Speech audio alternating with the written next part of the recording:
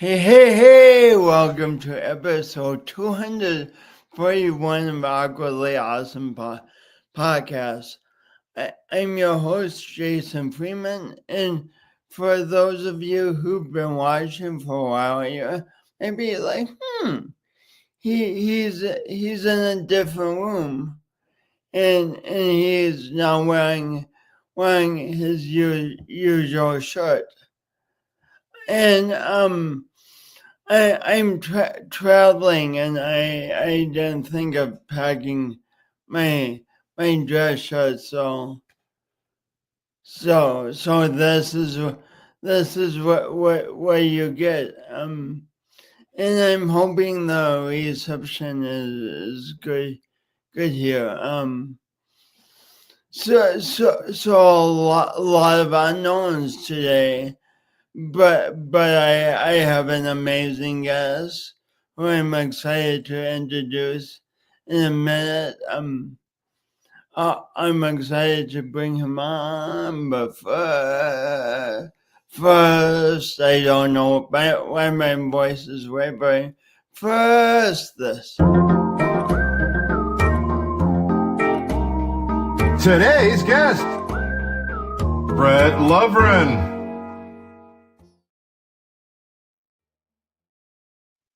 Hey, well, welcome back. Let me tell you more about Brett.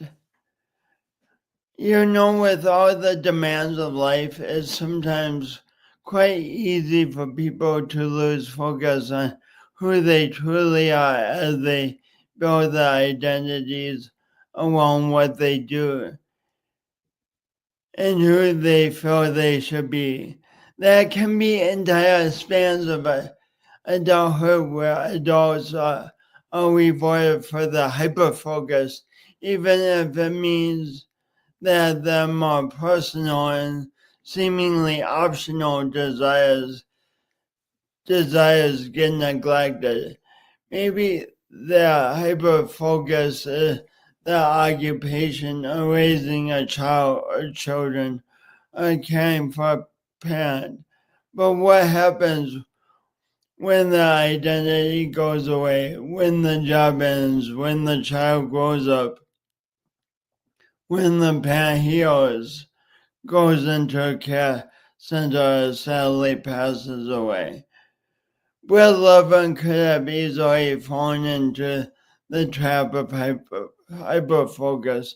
After all, he is a very successful civil attorney specializing in transactional litigation, business law, and health law, which can be a pretty all-encompassing career choice, and a very challenging career, I may add. Fortunately, he's come to recognize that he's so much more than his work. He's a proud husband and father of 3 adult daughters. He's an avid hunter and fisherman who loves to go on backcountry adventures in Western South Dakota, Canada, and Alaska. He's passionate about caring for an acreage of land that he and a partner own and have in the Conservation Reserve Program. Brett is also someone who has just a few more years of work before he retires. After that, he's excited to say yes and to the rest of his life.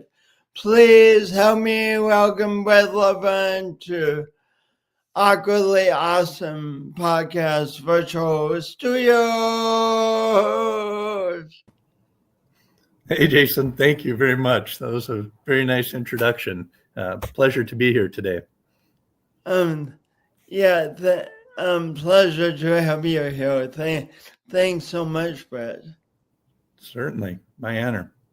So I've only really known you in recent years. I mean, we've known each other. Our families have known each other for a long time, but we've only really become good friends in the last few years. But if I knew you when you were 7 years old and asked you, hey, Brett, what do you want to do with the rest of your life? What would you have said? When I was 7, I think I would have said I want to be a farmer. And then as I got a little bit older, I think I wanted to, I figured I wasn't quite, I needed a little more personal interaction. So then I went through a whole bunch of things. I wanted to be a psychiatrist at one time. I wanted to do child advocacy at one time. I, ultimately went on and went to college and decided I wanted to try law school. And then I've changed about 4 times since going to law school. So it's kind of an evolving course of decisions, I would say. What drew you to wanting to be a farmer? I always went out to my grandfather's and we'd go out in the fields, and I just love being out there in the fresh air and seeing the wildlife and seeing the crops and how they grow, and, starting something, planting seeds, and just seeing how, in a short period of time, suddenly got a whole field. And, I love being there because I was with my grandfather and grandma. So that was always just kind of fun place to be. So I think when I was younger, in my mind, I'm like, well, that'd be great. But of course, farming probably would have entailed not being with grandma and grandpa all the time. And it could be kind of a lonesome existence, I imagine. It's easy to take for granted the growth cycle of crops, but it's really amazing. Like, you plant, so there's snow in the Midwest, upper Midwest in the winter, and then you plant seed in April, and by September, October, you're harvesting. It's quite the miracle.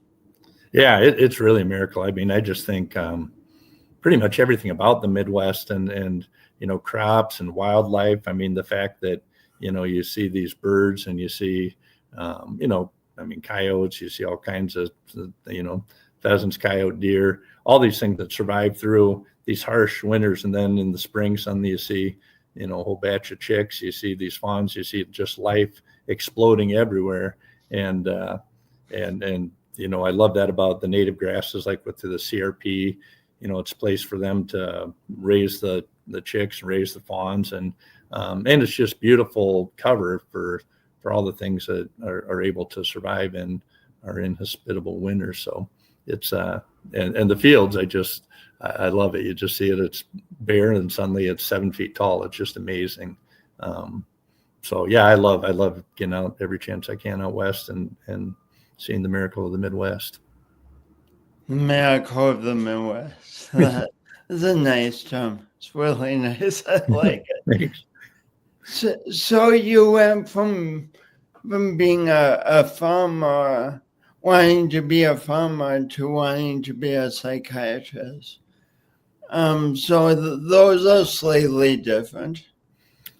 Yes. And I don't know why I wanted to be a psychiatrist, except I'm always interested in people and reading people and understanding how they react and why they react in a certain way. And I think ultimately I probably decided I didn't have the patience for doing that, for being a psychiatrist.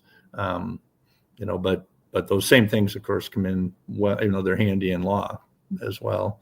We spend all our time trying to read people what they really need, what they want, what we can and can't give them, and trying to get resolution between different parties and make their respective needs, see if we can get them both met, and how we go about that. So are you saying people aren't always clear about what they want? No, I think people are frequently not clear about what they want, and I don't think they're necessarily hiding it or being deceptive in any way. I think a lot of times people just don't even know what they want. I think they, I've seen that a lot of times. People think they want one thing, and the one thing that's been great about doing it for, I've done over 30 years now, is that you kind of get to a point where you sometimes are able to help people to see, they think they want that, and you can say, well, let's talk about that. Let's think about that. go home, sleep on that, but, because maybe that's not the best thing, because when you do this or you go that way, here's what I see happening. And there may be some unintended consequences. You may think it's going to take you one place, and I don't think it will. If you want to go there, we can, but, think about this first before you make any rash decisions. So you often counsel people to think things through and take a little time to think about things. Yeah, absolutely. I think a lot of times, we're all emotional. Everyone has strong feelings about things, and whether we acknowledge it or not, whether we show it or not, we have those, and it's good. There are things that there's a reason that we have those. There's something telling us those are important, but we also have to be careful to know and realize they can cloud our vision. There are a lot of things that can cloud our vision. It can be emotion, it can be what you're going through in life, it can be, substances, it can be all sorts of things, and so it's kind of nice to be able to help people to sometimes see those things and make sure they're making a decision and that they know why they're making the decision. If they make it for an emotional reason, then it's worth it, then that's great. But if they make an emotional decision, then 6 months later, look back and say, geez, that really didn't serve me very well, then you wish you could do it over. So, but yeah, I think I like I said, I'm not saying it's not important to consider your emotions, but you also need to consider, are they stronger right now than they should be in balancing these issues? When someone comes in all wound up wanting to do something right now, just wanting action immediately, how do you help them be willing to pause and to think about it? That's a really good question. And one of the biggest things I have, I work with a lot of physicians, and they can be, everyone can be, but a lot of physicians can really be impulsive. They have to make quick decisions. They want it to happen now. They want, and I think the biggest thing you can do, and sometimes you should, if it's someone who just needs it quickly, I think that's different than being impulsive. Someone comes in, they've done, I work with a lot of real estate developers. So they've done a bunch of these, they're doing a deal. They need an LLC right away. They need the contract right away. That makes some sense. But if someone comes in impulsively and they want to sue someone and they're furious about this and they want, sometimes I think it's really important to step back and I guess play a little bit of psychiatrist and say, why do you think, what are you so mad about that for? Let's talk about that. What's, okay, this caused that, this caused that, this caused that. Okay, where do you want to go then? And what do you think this will do? Okay, I can file a lawsuit tomorrow. That's pretty easy. Anyone can sue anyone. But is it going to get you what you want? Is this, and then kind of walk through the different scenarios, because, maybe we sue them and they go declare bankruptcy. Maybe we sue them and they counter sue, and maybe the paper picks it up and everyone's talking about this and you're really angry right now. It's kind of what we were talking before with emotions driving things. And, are you letting your anger push you into a decision that might not be the best decision for you? And a lot of times, when I say, okay, what if the Argus picks this up? They talk about it. Do you care about that? And they'll be like, oh, of course, I don't want anyone to talk about that. I say, well, it's, public filing. Once we sue someone, once we put it out there, they might pick it up. And this is, kind of something that might be of interest. You're a local physician, local builder, local whatever, and this could impact your business. So, let's weigh that in too. I see your anger, and I think it's important to acknowledge, they're angry, why they're angry, and accept, you can't discount it. To say, I see why you're angry. That makes sense. I'd be furious, but, is this going to get us to where we want to be, or does this make it worse? Are you going to end up not just angry at this person, but angry at your attorney who, when charging forward, made a bunch of money doing it, and now you're in a place where you didn't really want to be. And that's one thing. I do a lot of transactional work, and I really like that because, when you do that frequently, people, next time something comes up, they want to come back to you. And litigation can be pretty destructive. And some of the best litigators will tell you that, a lot of times the end of a case even when they had a great outcome, their clients say, yeah, thanks so much. You were fantastic. Hope I never see you again. And I really do like that a lot about the transactional side of it, because the transactional, usually people say, yeah, you've given me good guidance in the past, and so I'm coming back and I have this new issue. What do you think of this? And and particularly over the years, I have clients that I worked with for 20, 30 years, and they really get some important decisions that they come to you not just as an attorney but as a friend. And so it's really an honor to play that role and to hopefully give good advice. I mean, obviously that's your biggest fear, that you lead someone the wrong direction, or but ultimately it's their choice. So but no, it's a real neat profession, and that's probably the biggest thing, is giving people guidance and helping them make those decisions. What are some misconceptions you had about what the practice of law would be like when you got into law school? I think, well, I had a couple. I mean, initially I wanted to do child advocacy. I was a daycare teacher, and I really enjoyed that. I just love kids. I think they're just the purest thing on earth. And, I thought child advocacy would be great. And then when I got into it, I thought that I'd be, fighting for these great outcomes. And, when you get into it, you find out it's pretty hard, and you might end up being a lobbyist. So you're not really an attorney, or you're doing abuse and neglect cases, which can be just terribly heartbreaking. There isn't really a department where you go help kids, because we don't have a lot of simple answers for those. And so I kind of went in a different direction. That worked on daycare boards, and I've done things like that to help kids instead of law, because it wasn't a good venue or vehicle, I guess I should say, to accomplish what I was hoping to do. And then I guess the other would be, you always have this idea that you're going to go in and, you fight the good fight, and everyone's, you get done and everyone's happy. And I found that a lot of time, litigation is absolutely necessary at times. And I'm thankful I have partners that are exceptional litigators. They're very good at it. They, can be very focused, and they can keep driving. But a lot of times, litigation doesn't lead to, people have this idea that you go fight it, and then you get done and you've won. And then, sometimes you get done and you won, and you really didn't win the big picture. You lost because you spent a bunch of money. You didn't get the outcome you wanted.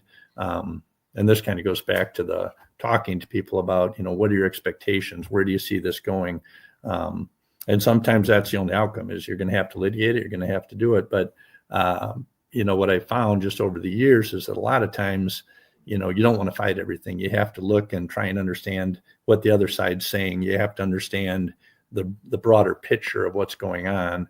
If you have, I don't do domestic work, but I did when I started for the first few years.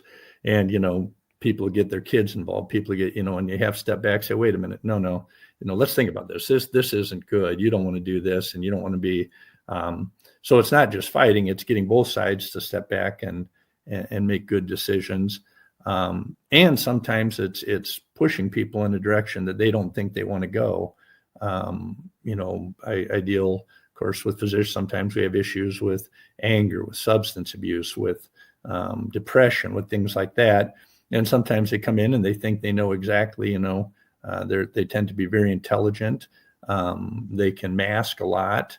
And sometimes they need to be told, look, you think this is happening. This isn't what's going to happen. This isn't where this is going. And it's going to be bad for you. You need to get some help. You need some outside, input here. And sometimes it's really hard for them to accept, because they're very intelligent. They're not used to any type of failures. And so I always thought, you go in and you fight for them and you get what they want. Well, sometimes, you got to fight to help them to understand what they need, not just what they want, because sometimes they don't know. So people, probably the world over, struggle with like telling someone, I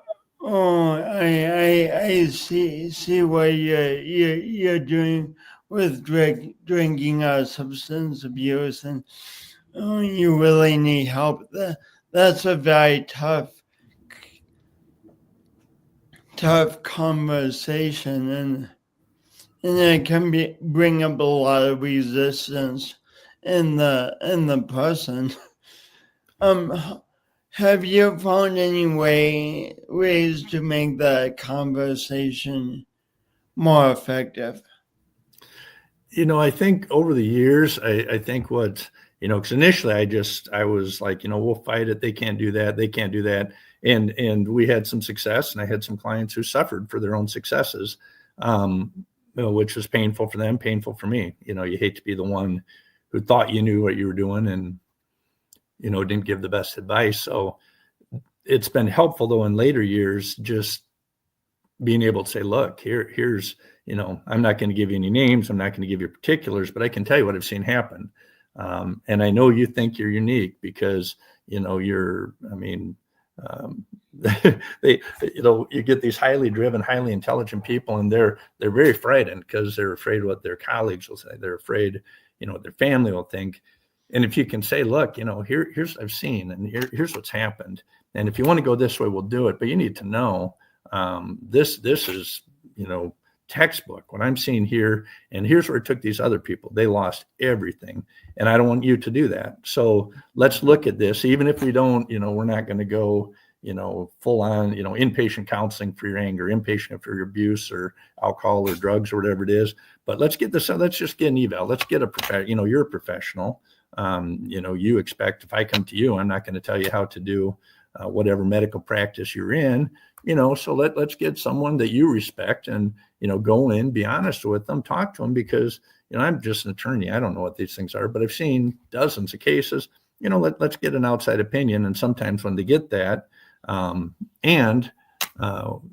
other thing is with the experience in working with the board, depending on the experience working with what? With the medical board, Okay. or the counseling board or the, dental board, there's boards for all the different occupations and stuff. A lot of times, depending where the board's at, 'cause I always swing back and forth, it's great to be able to tell them, look, this will be confidential. You can get this help without, they're not going to use this against you. They may not, you won't even get a reprimand. At certain points, the medical board's taken very strong, you get in, get help. We're not going to do anything. And so that's really a valuable tool because a lot of times it comes from fear. They're afraid, oh, my colleagues are going to find out about this. The board's going to take my license. I need to provide for people. I need to be successful. So it's nice just to be able to share resources with people and say, yeah, I'm not a counselor. I'm not this, but I've seen it. And, so I can help you with that. And I can get you where you need to be. And then we'll step back and decide how, what direction we want to take. I mean, maybe you go to counseling. They say, yeah, Lovrien's, he don't know what he's talking about. You're fine. I can tell you, typically that doesn't happen because usually, I don't know what to do with it. I don't know how to, but I know what I've seen. And, it's surprisingly, one of the big things with high achievers and, is that they always feel like I'm in charge and it's a separate, this is different for me because I can do it. And, generally they can't. I mean, it's a big misconception and it's dangerous. And so if you can open someone's eyes to that and help them, to find the right path, that's extremely rewarding. So. I suddenly got the image like you're almost like a driver's ed instructor helping the person driving your client to look ahead to anticipate what's down the road and react appropriately instead of going on emotional decisions or just muscling through a little bit. Yeah, I think that's a great analogy. It's very accurate. I mean, there are some people who come in, some business people come in and, they never question it. Whatever you tell, yeah, I'm going to do that. And those are real straightforward decisions. But there are a lot of people when they have emotional situations, when you have people who are, like I said, highly driven, professionals who are very intelligent or fancy themselves as very intelligent, and being able to see that and kind of help them find the way, because, they're, particularly I keep going back to, medicine and dentistry, all those different areas. A lot of those people are really hard to tell, here's what you need to do, because they kind of are used to people expecting them to know exactly what to do, and they see it as weakness if they don't know already. So you have to help them get to the answer on their own through you. So it might not be exactly on their own, but they have to feel like they came to that decision. And that's a great analogy. Yeah, that's very much like my instructor just, well, what about hey, careful, let's think about that. And most people are very intelligent. They can make the decisions, and a lot of times when you help them, it is their decision. You just help them get to the right one, help them consider some of the things that they weren't looking at, and help them come to identify some of the outside forces that are acting on them that, they've kind of convinced themselves, or, depending on the situation, sometimes, they sometimes our minds can be funny things. They'll tell us things just because the body says it one, like with the addiction issues. I mean, it's just scary because, people don't see it, and they convince themselves, no, I need this. No, it'd be, so, but yeah, that's exactly right. And that's a great analogy. Enjoyed this conversation, and we've known each other a long time. I didn't anticipate that being a lawyer would involve so much just counseling. You wanted to be a psychiatrist at one point, and you're essentially giving people, helping people see things that they wouldn't have considered. That's pretty amazing. Yeah. Oh, go ahead. Sorry. And how has being a lawyer been like being a farmer?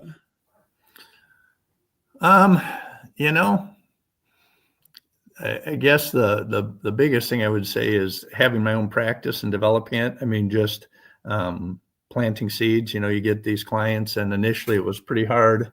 I started on my own. I had my own practice with Tom Parliament. We kind of office shared, but we'd work on different cases together, and it was he was a wonderful partner, wonderful man, and his father was there too. Ed Parliament was just both wonderful people, and but initially you're working with all kinds of people. It's got a lot of one-offs, and just you're planting a field, you're doing work, you're getting your name out, other attorneys see what you're doing, you start getting referrals, you start to get a little more specialized because, someone comes in, you do a good job, and they tell their friends, hey, this person was good, and just seeing, it's kind of like a field, the way it grows. And over time, it's gotten to the point where I can really pick and choose what I want, because, you've just got a lot of long-term clients, and, it's kind of like seeing the crop grow and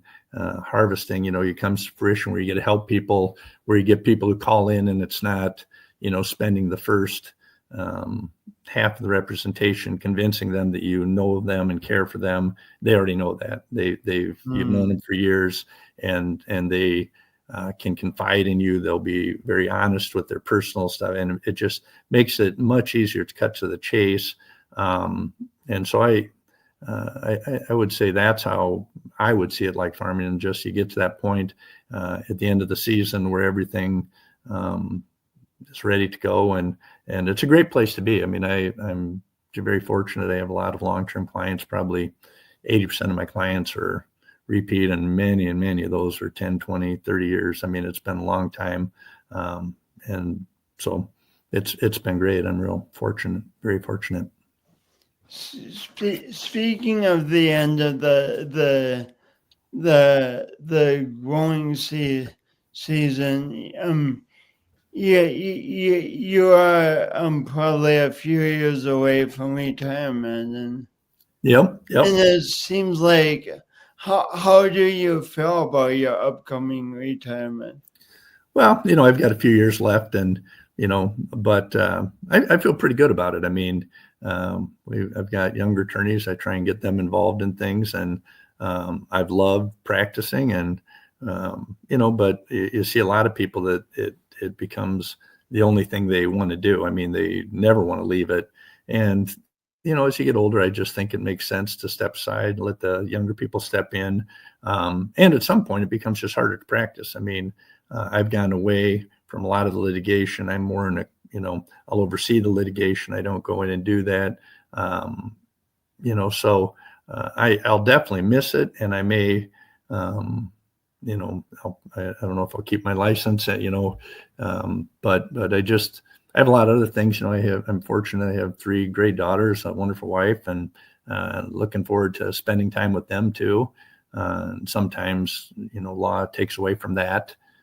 Without question. I mean, they've been very understanding, but I look forward to that too, just having more time to help them with things that come up and use some of those skills, hopefully to, keep my girls on the right path, even though sometimes I think they keep me on the right path. So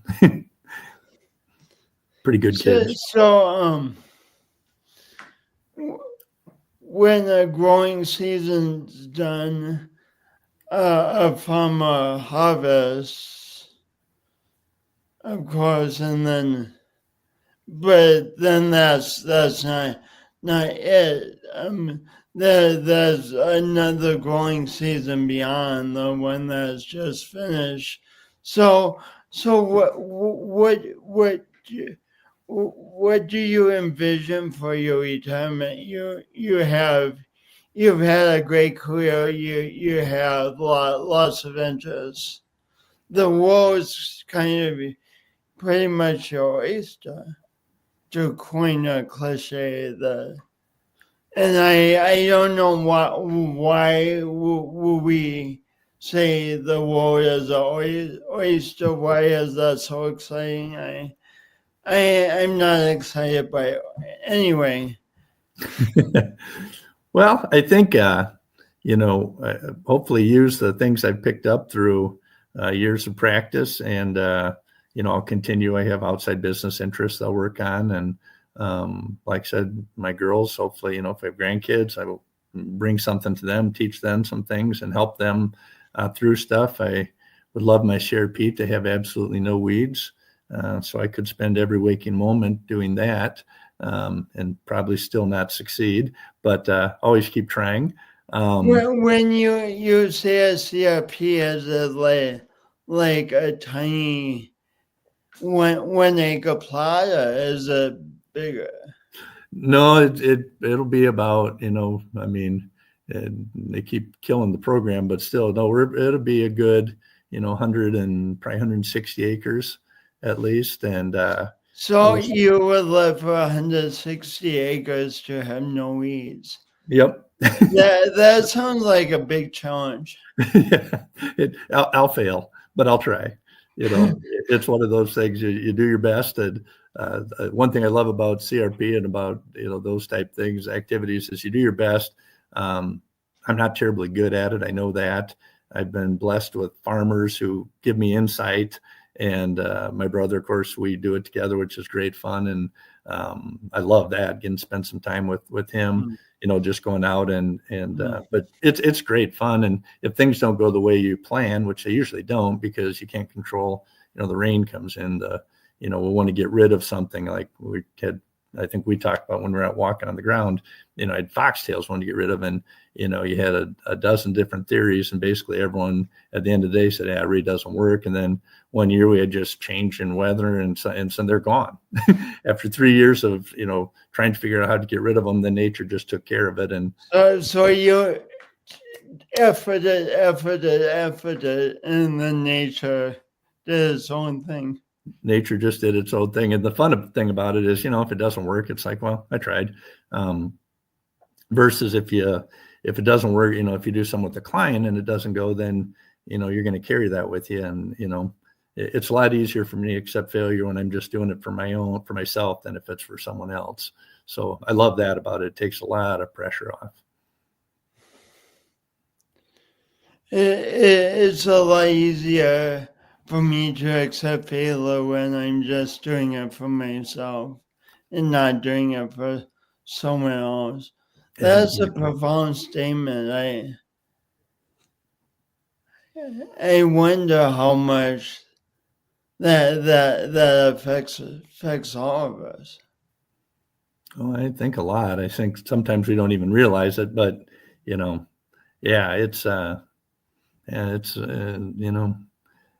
think it's easier to sacrifice yourself than someone else, for sure.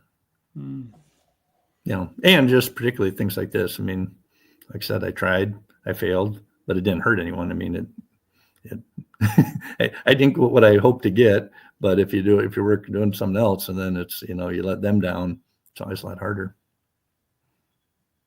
So that's one thing.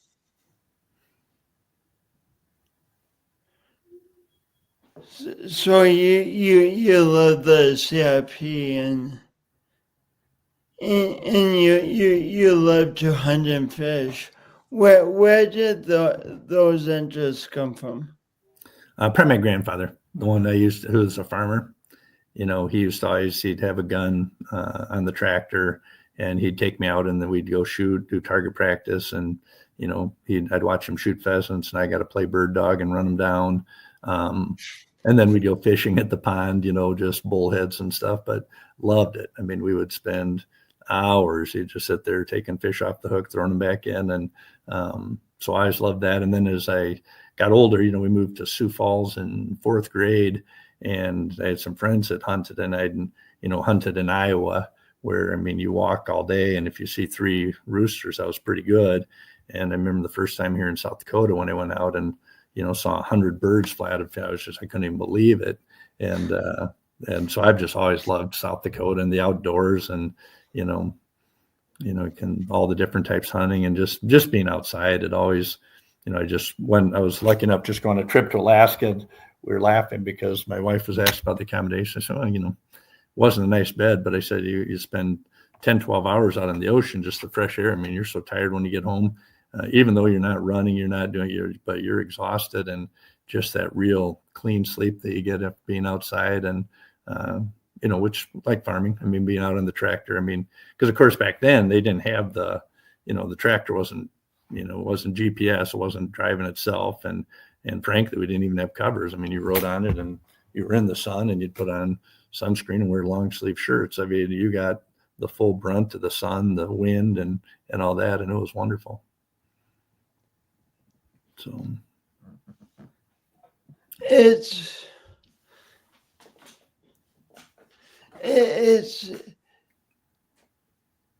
interesting how just important it is to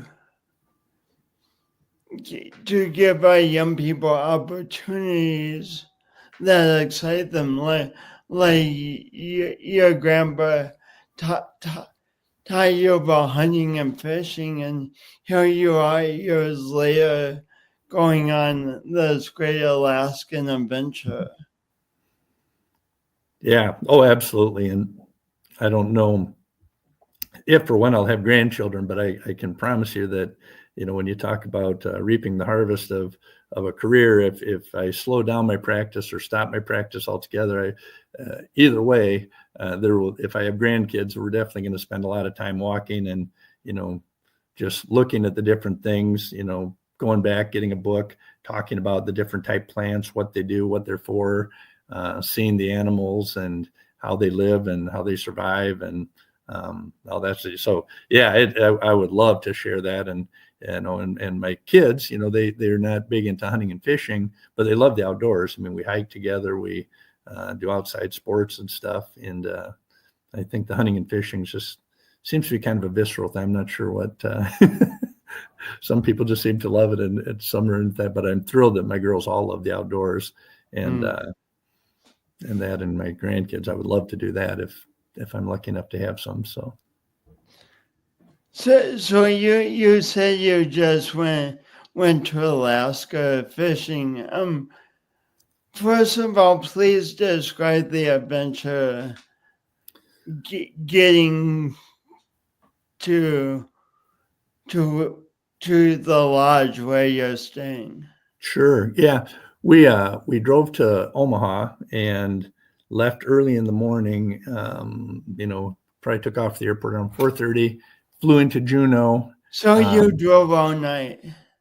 No, we did coming back, but the going there, we stayed overnight at a hotel real quick, got a quick sleep and then left. Coming back, we did end up, it was 4:30 in the morning before we made it back because of some flight delays.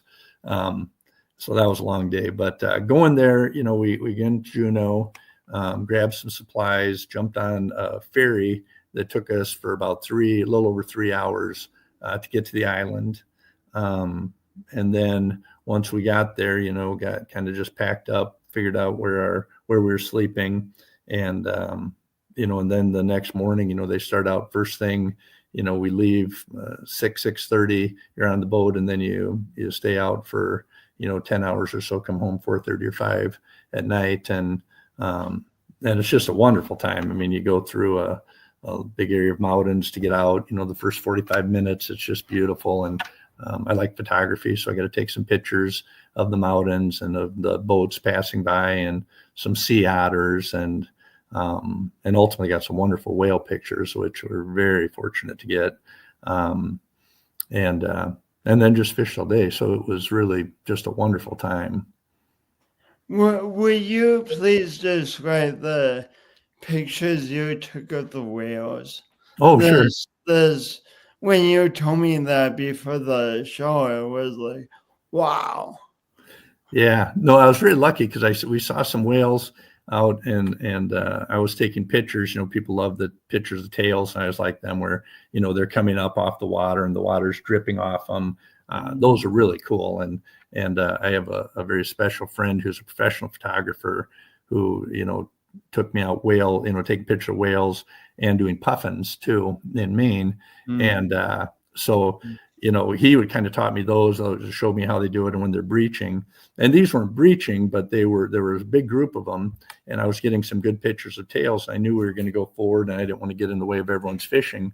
But then I said, I'm just going to sit up front, and I've got a camera that I can adjust and do a real very fast shutter speed so that even if I'm bouncing and moving, it'll still freeze it where it is. And so, but then I got up there and we started going, and then he stopped. And the captain stuck his head out. He goes, "Hey, I think there's a big group of them." He said, "They might be feeding here. It might be some neat shots."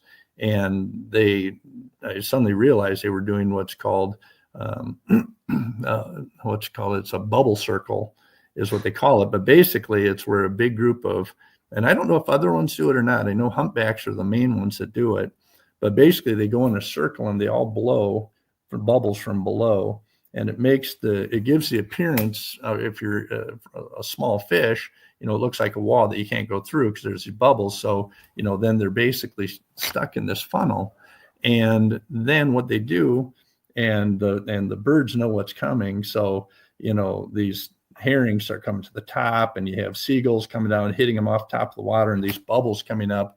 And then the whales come from under with their mouths wide open, and they take in all these little fish, and it's just an amazing sight. And I've seen them in the distance from ships with like 3 or 4, where they just kind of jump. But this was really coordinated, and there were 11 or 12 humpback whales that all came up at the same time. It was just amazing. They have their mouths 11 or 12 humpback whales. Yeah, all working in coordination, coming out. You can see the inside of their mouths. The pink on the inside of their mouths. It was close enough. I mean, you can see barnacles on their necks, and you see literally the mouths opening up, and these seagulls being like, flipping out, trying to get away, trying to fly away because suddenly there's a giant mouth just coming out of the water. And so I got 2 of those. One was very close. One was pretty close. And I got some pictures with like 3 tails all at the same time, which is just, you don't see that a lot. I was just very fortunate. And so, yeah, it was just very lucky to see that, to witness it. And then to get pictures of it was even better. And we got some photos of, other stuff too, but that was definitely the highlight.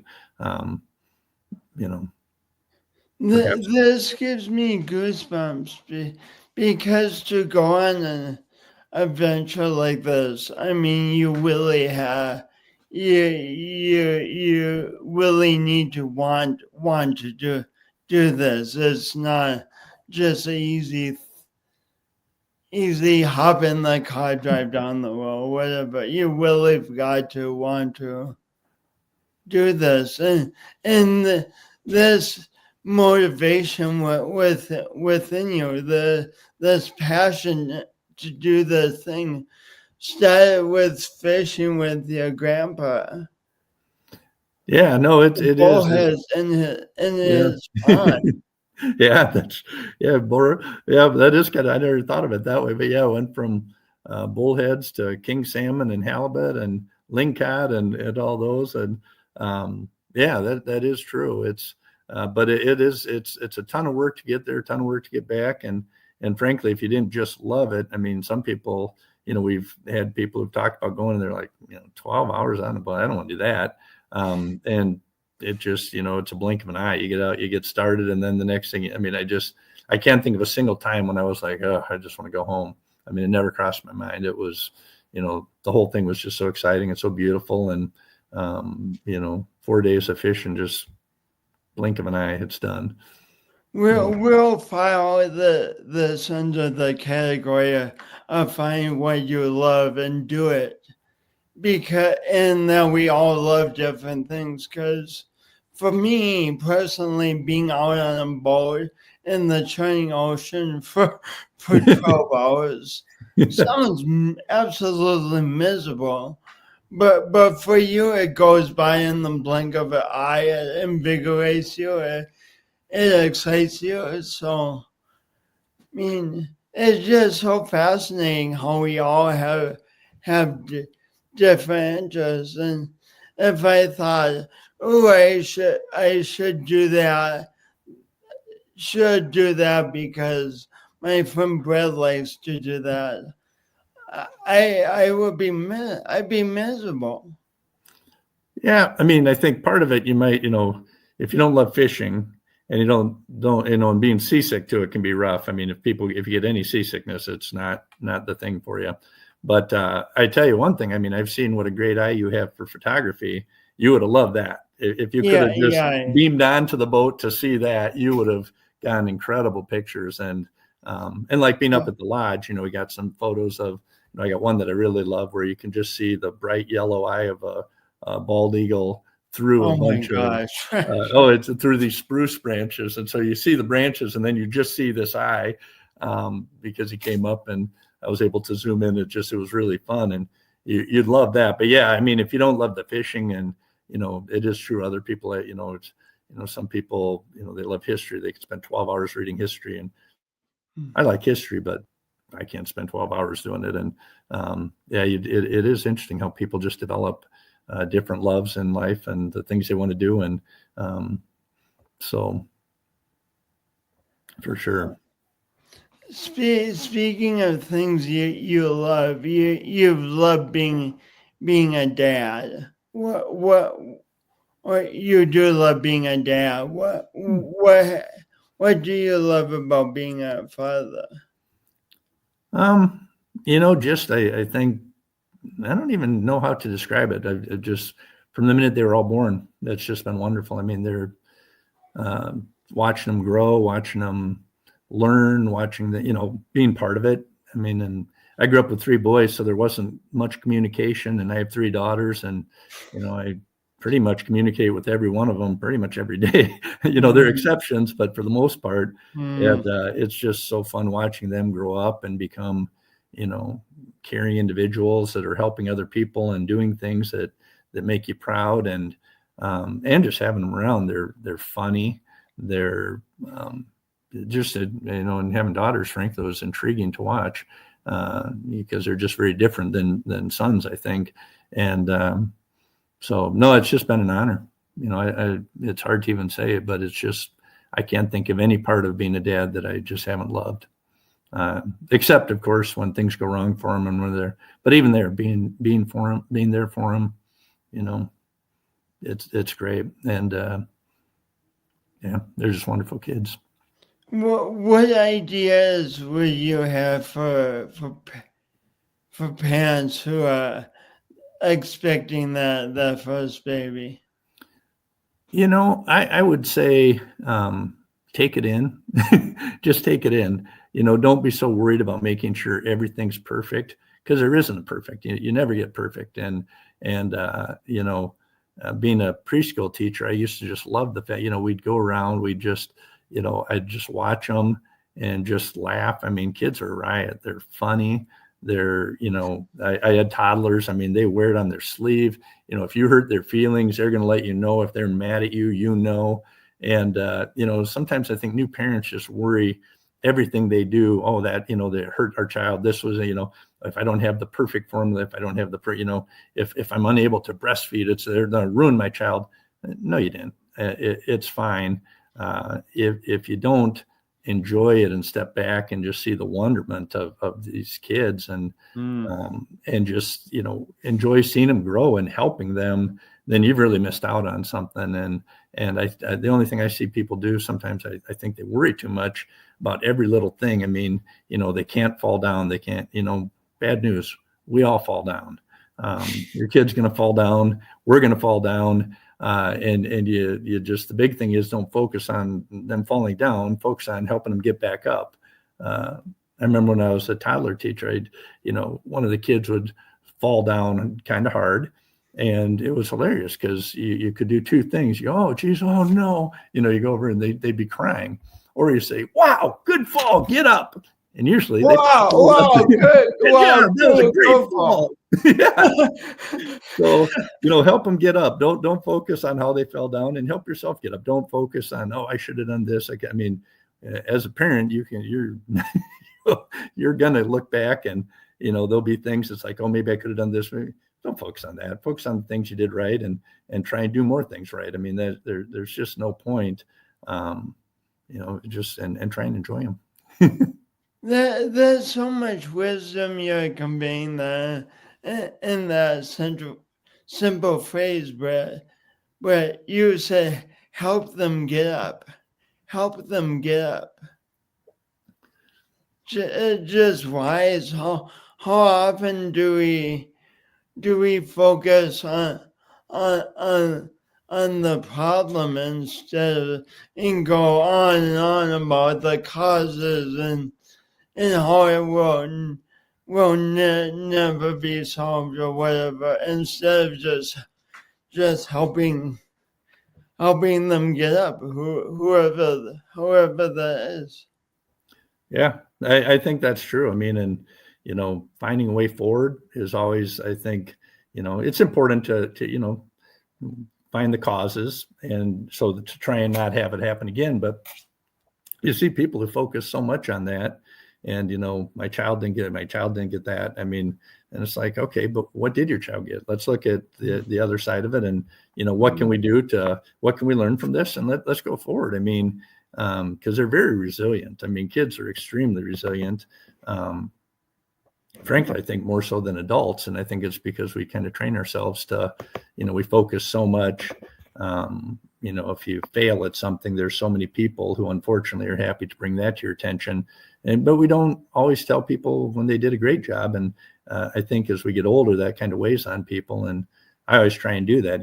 Someone will say something. I had lunch with an attorney the other day, and he was talking about this young attorney and what a great job. Boy, I read that brief, and it was, I shot the attorney and I said, hey, I'm so-and-so. I said, everyone always, people are quick to shoot at us when we make a mistake. This person said, what a great job you did. And he said, it was just incredible. And, he goes, that's interesting. He goes, thanks so much. He goes, yeah, no one ever, you don't hear that stuff. And, I think if we started with our kids, it'd be a good thing as we get older too. Just focus on getting up. Hey, let's go play somewhere else. We fell down, bummer. Let's go play ball. Let's go do whatever. So it takes a different perspective to be able to say great fall. No, get up and stop playing again. Yeah. No, I promise that was my response. And it was funny. Our director used to, I got along very well with the kids. She liked me as a teacher, but at times she just, was a little bit unorthodox for some of them. And, we'd do some things that she would just close her eyes and walk out of the room because, I was one of those that would take out the paper. I'd roll it across the room so that the whole floor is covered in paper. And then I'd take paint and scribble around and then have everyone we'd roll balls and it'd be our art that we'd take home. And, terribly messy in that, but, just let kids have fun and let them be kids. I mean, they have you would have them roll balls with paint. Yeah. And then, of course, it's pretty messy because then the balls are covered in finger paint. You got to wash those off. And then but the kids loved it. And, it's like, if you focus on, this is just a mess, as a new parent, sometimes we worry so much. Oh, we got to the house has to be perfect. Oh, they have to have this. Oh, they have to learn that. They're going to learn a ton. Just their kids learn. That's what they do. They're little sponges. They pick stuff up, let them do it. Don't get in their way. Help facilitate it. So that was a fun job. This brings me to my last question. So I talk in my work a lot about doing our imperfect best. And I'm fascinated because I've asked practically all my guests this, what does doing your imperfect best mean to you? To me, it means I envision the best I want for my life and to contribute, and I go for that. And when mistakes, obstacles come up, when I fall down, instead of using that as a reason to quit my vision, I try to learn from all that and go back towards my best. What does doing your imperfect best mean to you, Brett Lovrien? I think I guess it would mean if I look back and know I did my best, then being happy with that and knowing that my best is always imperfect. It's we can try all we want. We're always going to make mistakes. We're always going to fall short of where we wanted it to be. If someone said, I handled, I was a perfect parent, then they're probably a narcissist because there's no such thing as perfect parents. We do our best. We do it with our heart. We do with our soul. We try and do everything right, but you don't. And I think it's same in law. It's the same in, like I said, the benefit of doing it with CRP is I do my imperfect best and I usually get it wrong. And, but it doesn't hurt anyone. Law, if I look back and say I did my best, it didn't come out the way I wanted, then, you just accept it. If I look back and said, I didn't do that, I could have tried harder on that, that'd be really hard to swallow. I mean, I think I generally, I always look back and say, I really tried and maybe I didn't get it right. I thought I would.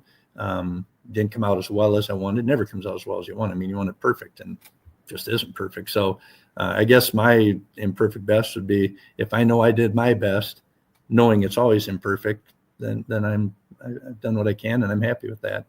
And, I think people should do more of that and just realize, don't just focus on, the fall, but, how did I get up? Did I, if things went wrong, things didn't work, how did I react? Did I despair or did I, say, okay, well, we took that and we thought that'd work. Let's try this. Let's do this. And at the end of the day, did you keep trying to get up and help your client get up or help make it better where you're with whatever job or task you're doing? And if you gave up on yourself or on someone else, then, step back and try and, you gotta own that. But, hopefully you just, I kind of I love the imperfect best because that's what it is. It's always imperfect. And so just do your best, I guess, for a very simplistic view. I like yours better, but yeah, just always do your best. You have a passion for teaching kids and for caring for them and helping them play and stuff. And I love that in your whole expansive career, one of the metaphors that comes out at the end of the show is the metaphor about helping a kid or anyone get back up and saying go fall, no get back up. It's neat how it all ties together. Yeah, no, I think it does. It's kind of funny, and you've done a great job. Your questions have kind of, a lot of this stuff I'd never even considered, but you're a great listener and you're good at your questions and bringing stuff around. And a lot of those I'd never even considered, but you're exactly right. And you ask great questions. It's really fun. Well, thanks for taking the time. Thanks for doing all you do, and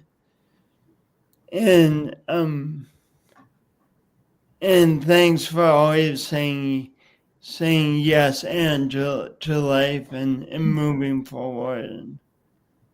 Thank you. Yeah, well, thank you, Jason. It was an honor to be on your show, and really fun. I've never done anything like this, and it's really wonderful what you do. So certainly appreciate you and the opportunity to be on your show. Cool. You're welcome. I appreciate you too. I'm going to wrap up, but will you please stay on for a few minutes afterwards? And just take things a minute to upload, okay? Oh, certainly. Thanks, cool. Jason. Hey, thanks everyone for tuning in. Isn't Brett's perspective wonderful? I urge you to be curious about the people around you and really ask them more questions and see what you can learn from them. I know I at least find it so incredibly enlivening and exciting. And anyway, thanks for being you. And tune in for another episode next week. If you're watching this 20 years from now, find past episodes or whatever. Thanks for being you. Have a great day.